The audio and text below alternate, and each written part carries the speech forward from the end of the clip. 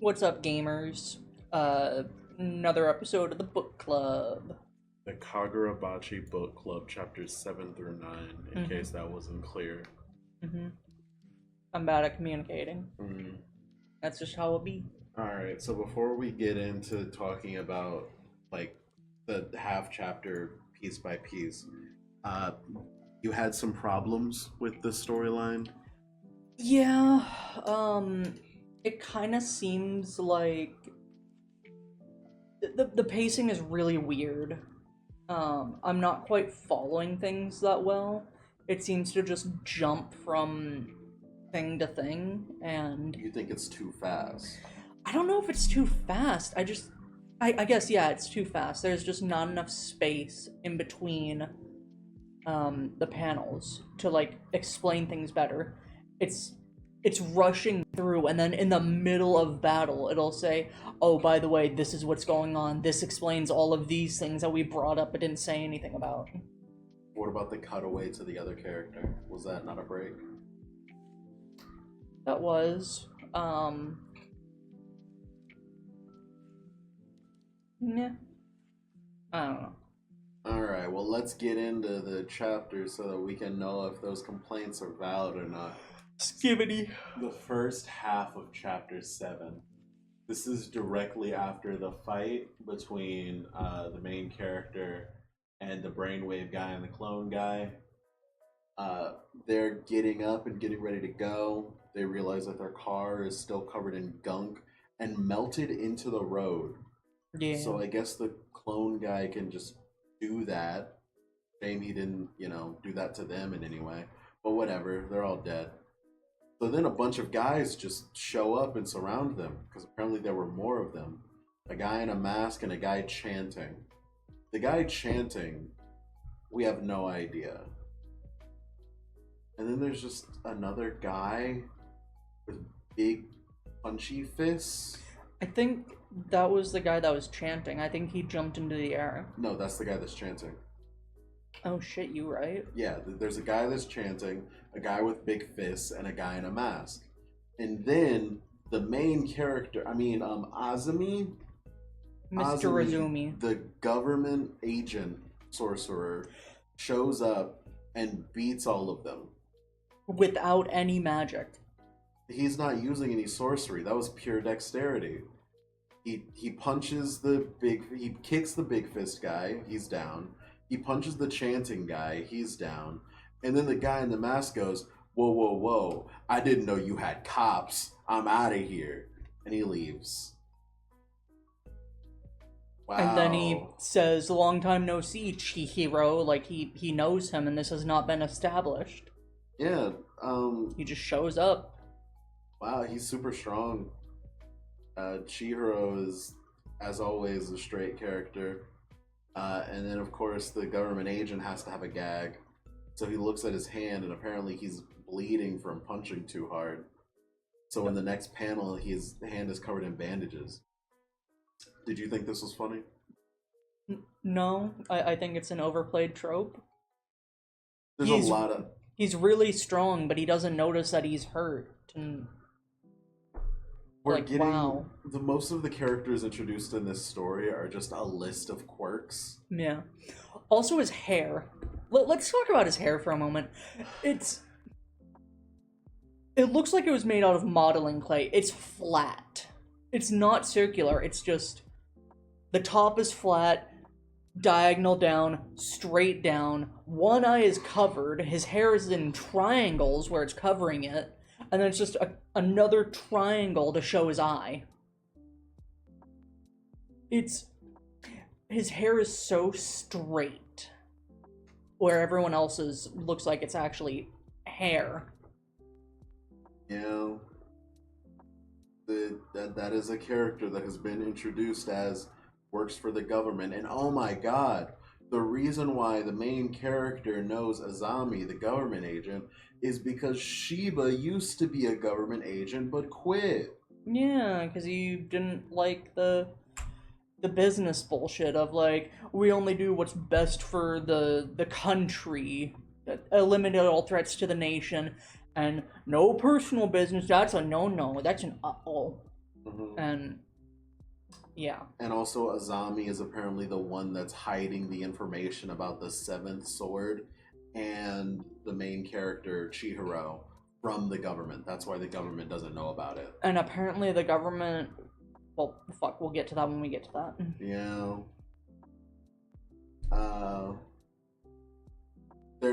He's not bringing Char into custody because can't intervene in personal matters. Yeah, apparently it's a personal matter to bring the last of a regenerating clan into the government because they're not important enough yet. Apparently so. Yeah. And apparently there was a bounty placed on Chihiro. Yeah, by the black market. By the black market. And the government is so powerful they were able to get rid of the bounty. Yeah.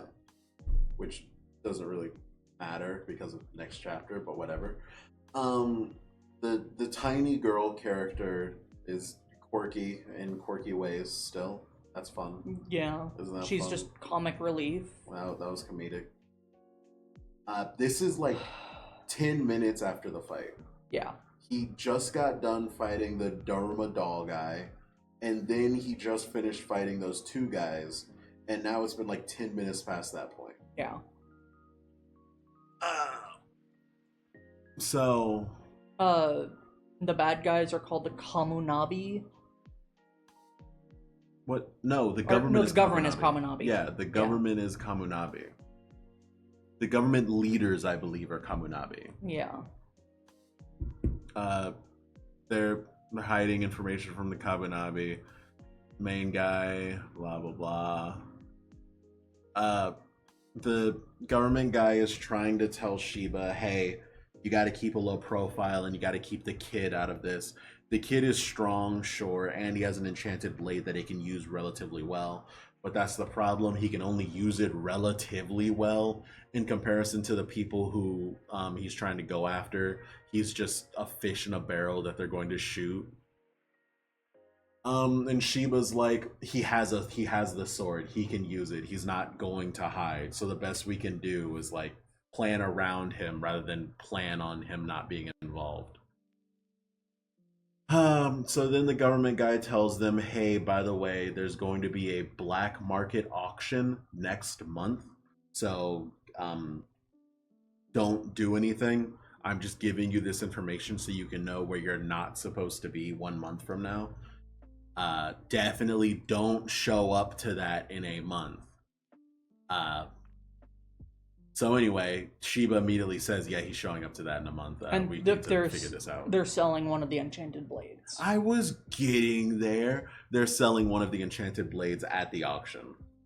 And it's like, oh my god, they're so confident that they're able to sell an enchanted sword at an auction house that's being, like, advertised. And also we were wrong about the clone guy. He is not dead. What? Isn't that the clone guy? We've literally done this before. We've literally said this exact same thing. Huh? This is Sojo. The clone guy had dots under his eyes. This guy just has dirty stuff under his eyes. The clown guy's dead. We went back and checked and we saw that there was blood in the last one, so that was actually the clone guy. Wasn't he important? Was he the melting guy? The melting guy? It doesn't matter. This is Sojo. He's an enchanted swordsman. We haven't seen him use swords. He's just a different guy. We've seen him before. He's the one who paid the people who attacked the main character in the last 3 chapters. Yeah. He paid the clone guy and the brainwave guy. My brain is mush, I'm sorry. That's Sojo. So Sojo's out of your league. Everyone involved in this is out of your league. Stay out of this. You're clearly tired after this fight, which, you know, I killed those guys in like 2 punches. So if you're tired fighting them, then there's no way you're going to be able to keep up. Azumi likes him because his dad made the swords that helped win the war, and also he's a pretty cool guy. So they're trying to work together to figure out what's going on and to stop the auction and to be good people. No. And that's pretty much chapter 7. Yeah. You're not a fan? As I said, the pacing just feels really weird. I feel like I can't keep up. It's pretty weird. Speaking of pretty weird. The beginning of chapter 8 is a recap of like, hey, Chihiro, you need to sit down and stay out of this. The little girl is being quirkily. She's talking in her sleep. Very quirky. And then from there, we get the Daruma guy. Oh my god, we want the Daruma guy backstory. Yeah. Yeah, his name is Norisaku Madoka. He has sorcery that makes Daruma dolls that explode. He's called the Explosion Monster. I think he can, like, create them out of his body. Yeah. But they don't really explain from what or how. It's sorcery. It's just sorcery. They Yeah, just come it's out of his magic. body and they're Dharma dolls and they blow up. We get the ending of the interrogation scene after he stomped his foot, and Shiba says, hey, by the way, I'm not going to kill you. Like, you should go back to your life. And the guy's like, I can't go back to my life. It would put my family in danger.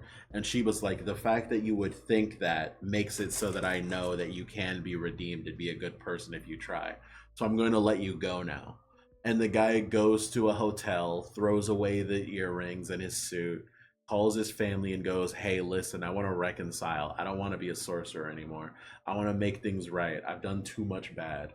And so then he meets up with his sister so that they can go apologize to his mom. They get in the car and oh my god, the girl was cut and there's blood everywhere. So he looks in the rearview mirror and Sojo's right behind him and he stabs him with a sword. Oh my god. How crazy. How quirky. It just... I was kind of excited for him to turn over a new leaf. I was kind of hoping he'd be a good guy. And then... this. And...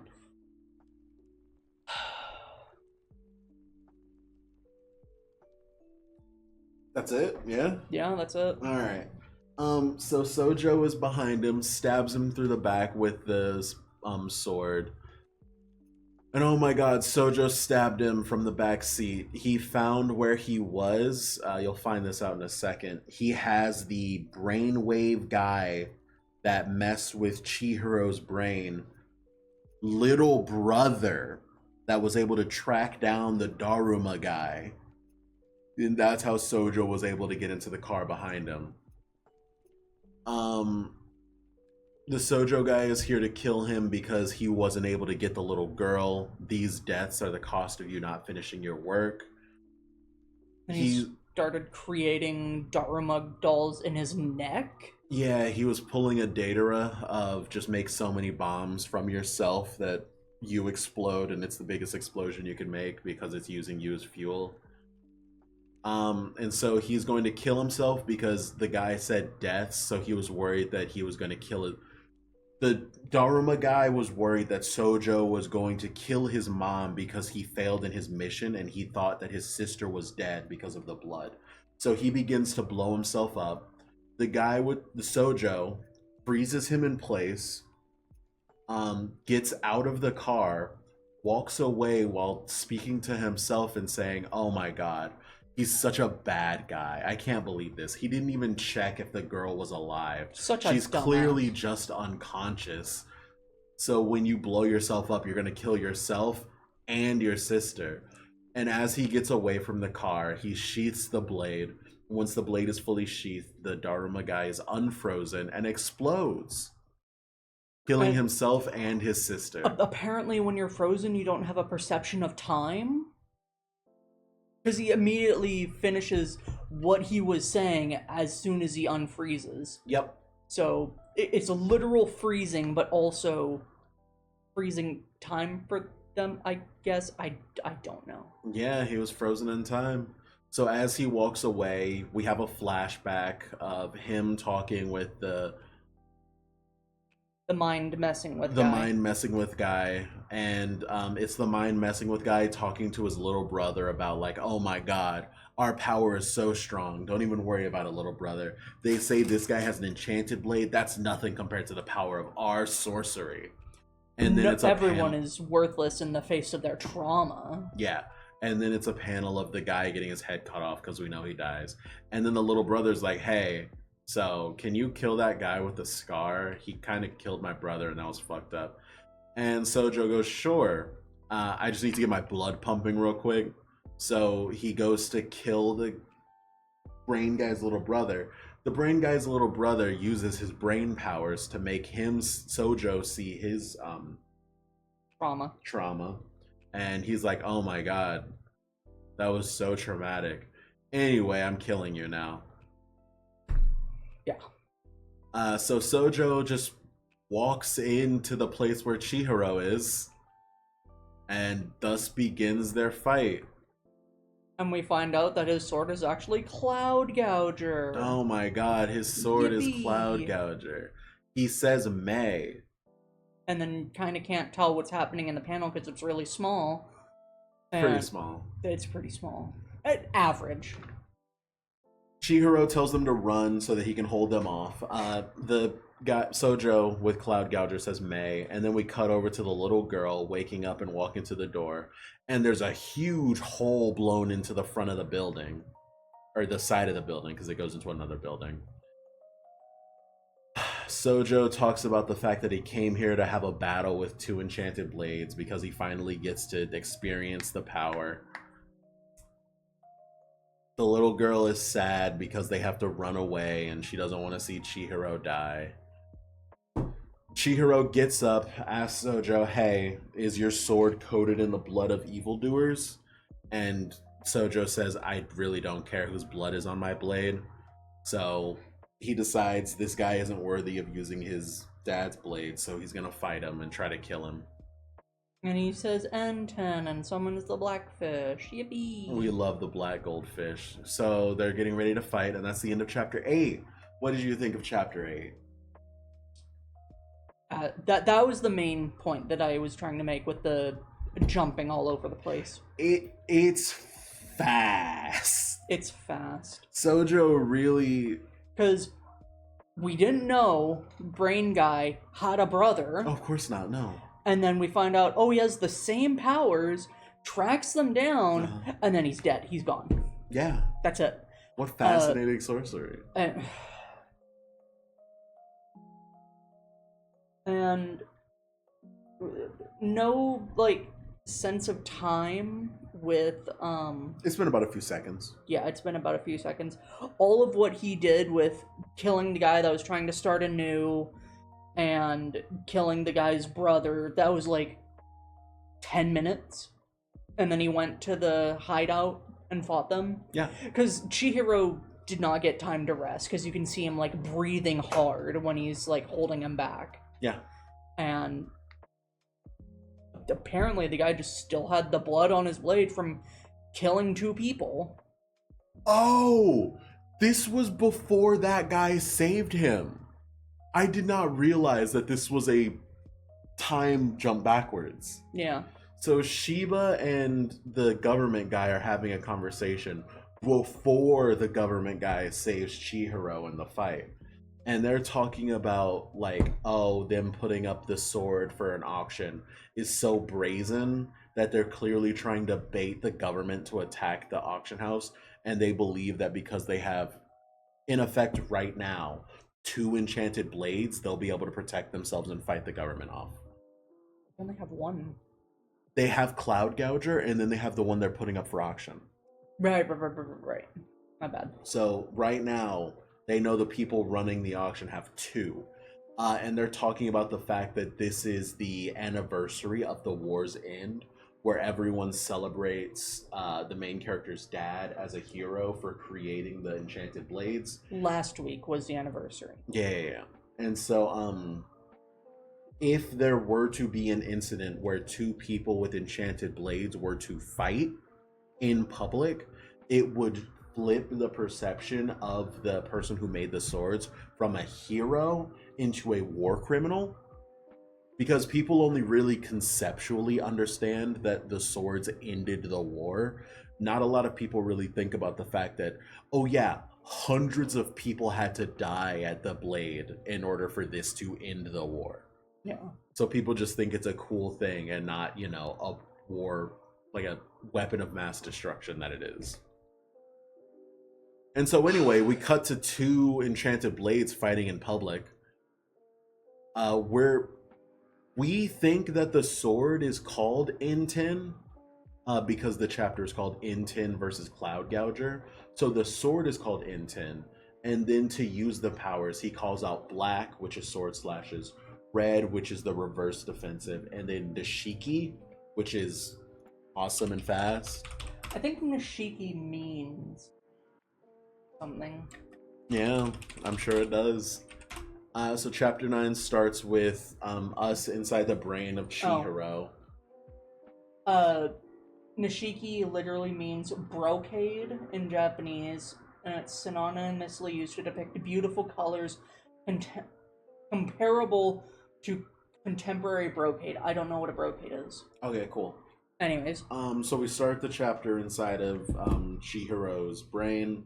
I think it just means multicolored. Yeah. Talking about or thinking about like, who is this person? What's going on? Are they connected to Hishiku?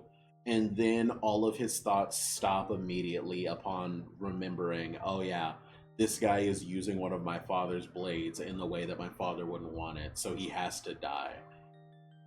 Then we go into the brain of Sojo thinking like, oh, I used Mei, and this guy survived it nearly unscathed, so his enchanted blade must be incredibly powerful. And Mei means a lightning, or is what he says to summon a lightning bolt. Mei is what he says to summoning a lightning bolt, yeah. And then we go back to Chihiro's brain, because Sojo appears to not be interested at all in the little girl and just wants to fight someone with a enchanted blade.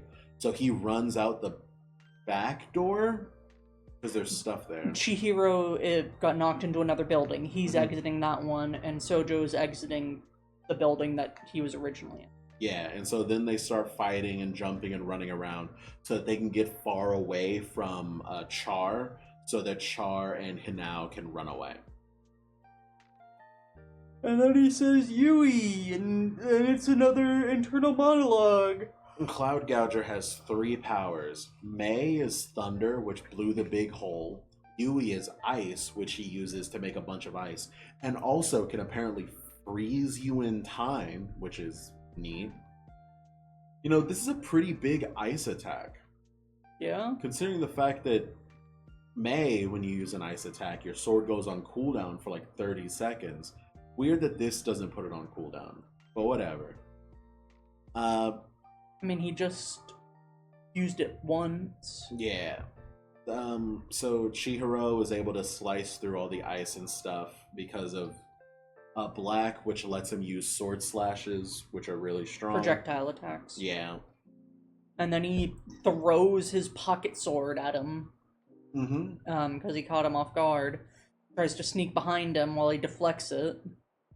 And then, oh man, this guy's so good. He can block an attack from behind. Not just block it, is able to throw him back just by, like, twisting his wrist to pick his sword back up. Yeah. He's miles stronger than me. He isn't short of breath, so he wasn't even going top speed just now. So he thinks the only way that he can win is by using a Nishiki again, which makes him awesome and fast. But he's exhausted, and he can only do it for a few seconds at max. Yeah. And then Sojo starts talking about his philosophy. He loves the main character's dad. He doesn't know that the main character is the son of him, so he's trying to figure out why he has a 7th enchanted blade that him, someone who loves the main character's dad, doesn't know about. And so he's like, oh my god, I was so excited to finally get to use an enchanted blade. And not only use an enchanted blade, but use it against someone else with an enchanted blade. But now I'm upset because apparently you have stuff I didn't know about from my hero. Why does a punk like you have an enchanted blade that no one knew about? And Chihiro, of course, straight man, I don't have to tell you anything. And Sojo's like, oh, okay. Well, at least tell me why you use this sword. Chihiro says, to defeat evil and protect the weak always. And it shows, like, a picture of his dad, so I think that's something his dad also had said. Yep, it is. That's why he creates the blades. Yeah. Yeah. Sojo's like, oh my god, fucking boring. I'm the only person who understands him. You know, when Oppenheimer made those bombs and everyone makes the joke about my les bombs, They killed killed people, Oppenheimer knew the bombs were going to kill people, and that's why I love Oppenheimer. See, if I was given one of Oppenheimer's bombs, I too would blow up a hospital, population center. a So city. anyway, yeah, a population center. So anyway, I'm gonna take this sword with the ability to disperse lightning in multiple directions, jump into a crowded street, and blow this entire bitch up. Uh, yeah, your father gave birth to enchanted blades, the ultimate weapons of slaughter. Their only purpose is to kill. So I'm gonna kill a shit ton of people right now. To ruin his reputation. Well, no, to give him his true reputation. He's saying it would His ruin their heroic reputation would crumble. Yeah, the government agent is saying his heroic reputation would crumble. That makes sense. Sojo is trying to give him his true reputation of someone who created weapons of mass destruction. So he's going to use the weapons to cause mass destruction. So that people can know the beauty of the swords. Electrocute in all directions. Massacre. This jutsu is known as Kirin. So we cut to after the attack happened. He's disappointed at the fact that everything wasn't destroyed, and it seems to only have been destroyed in one line. Straight towards Chihiro. Chihiro used himself as a lightning rod to prevent the electricity from going all around him and killing everyone. Which means that if we would have used the ice ability, it would have killed everyone because he wouldn't have been able to stop that. Yeah. But how does he have... I feel like it might be... a weird translation. Like, he used his sword as a lightning rod, but he says meeting electricity with electricity. A lightning rod attracts lightning by emitting electricity from its tip. Yeah, and then Sojo says that means his sword has to have some ability to transmit electricity. Have we ever seen him do that? No. So how did he do it? We don't know. We don't know half the things. Maybe when he first got electrocuted, he used red to absorb the electricity, and then he used just a little bit of it to act as a lightning rod. He probably did use red in this moment to, like, replicate it a little bit. Yeah. So then Sojo's like, okay, you stopped my attack, but you absorbed the entire attack, so you're standing on your last leg. I'm just going to do it again. So he goes to do it again, and it turns out, once you release a high-powered Mei, which is the electric attack, it requires a recharge time of 20 to 10 seconds. 10 to 20 seconds. And, like, of course that's a thing. That's very convenient for that to happen. I feel like you just like the word convenient. I do like the word convenient. I like it so much that I forget it sometimes. But, like, there's all of these rules in the lore about the swords that no one knows. No one has tested these swords, apparently. The people who used the swords were in the war. And they only have to use them once, and then it's done, I guess. Yeah. These are just people who stole the swords because they think they're cool. Yeah. You don't know shit. And so the main character, because he was raised by the person who made the swords, knows all the rules of the sword, whereas this guy doesn't. So he's like, all right, you know what? You don't get it. You think that you understand what my dad did. He's not saying this is his dad or anything. I'm just condensing it. You don't understand what my dad did. I do. I'm going to kill you because you're genuinely out here trying to turn the weapons that my father used as, like, weapons to end a war as weapons of mass destruction. Yeah. I got electrocuted. You're way stronger than me. The government is going to show up in time to stop you because I gave them a time window of 20 seconds because you just used a big attack. Everything's gonna be fine. I just have to kill you before they get here in order to prove that my father's swords are going to be used correctly. Yeah, and then he sends out Nishiki. He activates Nishiki at the end of the chapter. So this will be the first fight that lasts for longer than one chapter. Yeah? It only took him 9 chapters to do that for the first time.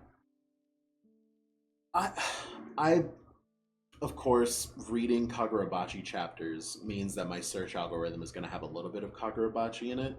So I'm starting to see a few posts on Reddit. I hate that website, by the way. About Kagurabachi. I'm pretty much skimming over them so that I don't get spoiled. but I'm noticing a trend of like it starts off a little rough, but as it goes on, it gets better. I feel like it would benefit a lot from like what Shonen Jump does or used to do, where there's like little panels at the beginning or end of a chapter, and it's like, here's what this means. Here's like a little bit more information about this, instead of just depending on the manga to explain it to you. They don't want to explain it. That Like, the reason why things aren't being explained is because they don't want to explain it. What's the third power of Cloud Gouger? You'll figure it out when we tell you. We're not going to tell you. But I'm not these saying things. like spoil what's going on, but like just like an explanation of N10, like black is projectile attacks, red is absorbing and then reflecting back attacks, and N10 makes you really fast. No, Nishiki makes you fast. Or Nishiki, sorry. And or just like, here's what these words mean when they're translated. Things like that. Like just little snippets to help you better understand what is happening or what has currently happened without giving any sort of spoiler. I'm not saying I'm saying genuinely, they don't want you to know what's going on. I know, and that's just a little frustrating for me. Because, like, it takes a couple of chapters to figure out what is going on. Because it's like, oh hey, you know, these two guys are fighting. Do you remember that little snippet we showed you, 4 chapters ago? Here's what happened after that. Yeah. They Like, will genuinely just like have the interrogation scene between Shiba and the Daruma guy, and they will cut it in half Or quarters. so that then when Sojo will show up and try to fight the main character, we can have the second half where he decides to turn his life around just so that it can follow into when he tries to turn his life around, Sojo kills him. I just feel like it kind of messes with the pacing a little bit. Yeah. And it just makes things Okay, feel I think the similar. problem that I'm having with your wording here is you're saying like, oh, they're fucking it up. And I'm saying like, they're not this is exactly what they want, so that they can't be fucking up what they want to do. Yeah, it just makes it hard for a reader to understand. Yes. I don't know, maybe it's kind of like Pulp Fiction, where it's like you gotta watch or read this and go, why did any of that happen? And then you go back and you understand it when you, like, revisit it. They're just explaining it as it goes. There's no, like, hints or anything. Any hint that exists for anything will be hidden right now and shown in later chapters, and then immediately the hint will be explained. I think it's just too much information being presented all at once. There's a lot going on. Yeah, that's the problem that I had. Like, you remember the webtoon I was reading, The Gamer? How just each panel was a paragraph just explaining shit. I just could not do it. Mm-hmm. It was so bad to read. I don't like a bunch of info being dumped at once when it's just like, here's an action scene, here's, an entire book, an entire monologue explaining what happened in the last 3 chapters. Yeah. That's what, I don't know. I'm enjoying it still. Oh, I'm enjoying it. I gave the first 3 chapters like a 7 out of 10. I would give 4 through 6 about like a 6 or a 7 out of 10, maybe like a 6.5. This I would give, I think I'm back up to a 7. I enjoyed these. These are above average in my opinion. Yeah, I think I'd agree with you on those ratings. You gave the first chapter a 5 out of 10, even a 4.5 because you thought it was below average. Yeah, okay, you know what, fine. Editor, take that out. I'm not gonna take it out. I think 4 through 6. I think 4 through 6 was a bit better than this. Even if the action was kind of short. I'd say 4 through 6 would probably be a 6, and this would be maybe in a 5.5 or a 6. It's just slightly above average. It's not fantastic. It's not the best thing I've ever read. It's average. It just needs more time to get going and to just be better, I guess. If all of the characters weren't just quirks in a human body, Yeah. I feel like so much more could be explained. If we didn't have to have like every panel the little girl is on screen, someone is explaining what's going on. Like, oh, I don't have to be taken in by the government, so I get to stay with Chihiro. I'm going to spin my arm flaps around. And so that What does means that even mean? that means that we have to have Shiba say, "Oh, that means she's excited," and Chihiro playing the straight man has to go, "Oh, that's what that means." Okay. Yeah. It seems to want to be multiple genres of like comedy, action, drama, where I think it would just be better if it tried to stay more focused on like one or two things. I think it's just growing pains. Yeah. I still do think I don't think Naruto was, super awesome when it first came out. People needed time to warm up to it and understand it better. I don't know. I don't remember reading Naruto. I think Bleach had a bit of a rough start. I know the anime did at least. Effectively, what we're getting is like this is a story written relatively recently, and so you have all of these other stories and their exciting arcs, all doing their big things. I think when this was coming out, people were talking about the JJK Shibuya incident. So you have like this story that's just starting, where when One Piece started, it was just a rubber guy who punched someone a few chapters, and then meets a guy who uses a sword. And 3 swords. and now we're at this point of like, oh yeah, it would be pretty boring if a story just starts with a guy with a sword learning magic. We have to start halfway through the journey, so everyone's already flinging around magic and jumping off of walls and stuff.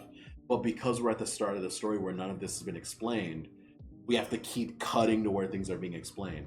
They want to be at the cool part of their story. They want to run before they walk. Yeah. They want to run before they crawl.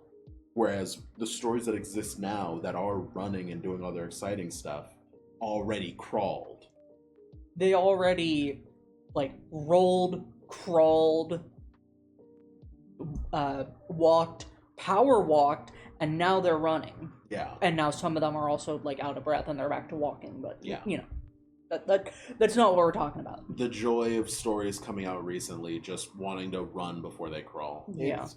It's building up, but the problem is they want their payoff alongside it building up. There we go. Yeah. That's what I'm trying to say. I think it just needs more time. It just needs to I still think it's find good. But yeah. it needs to find its identity and it needs to establish itself, and just explain things better. But as you said from Reddit, it should get better at some point. Once we get past all of the information, like as I've said before, I've been taking notes, I've been filling out pages. These 3 chapters I haven't really had to fill out much, except for the auction that's happening in a month and the government agency, because a lot of the information they're giving us now is building off of the old information, so it's not overflowing me as much. Yeah, and also the new guy that they showed. Yeah, the government agent. Not as much stuff was shown up, but the stuff that has shown up has more information about it. Yeah. To like learn and understand. All right, we're talking in circles a little bit. We should end this. All right, I prefer guys. rhombi. So, just remember, if you liked this, remember to like. You're such an ass. We love likes here. Remember to comment. Comments are the only way we're gonna know if we're doing this correctly and if you like the content we make. And don't forget to subscribe. We're going for the 500 goal first, and then after that, we're shooting for 1 billion, baby. He's holding my hand, so I can't hit record or end recording early. All right, bye. Love you, guys. That's my thing. Oh my god, is it? Figure something else out to say. You stole my last name, so I guess I'll steal your gimmicks.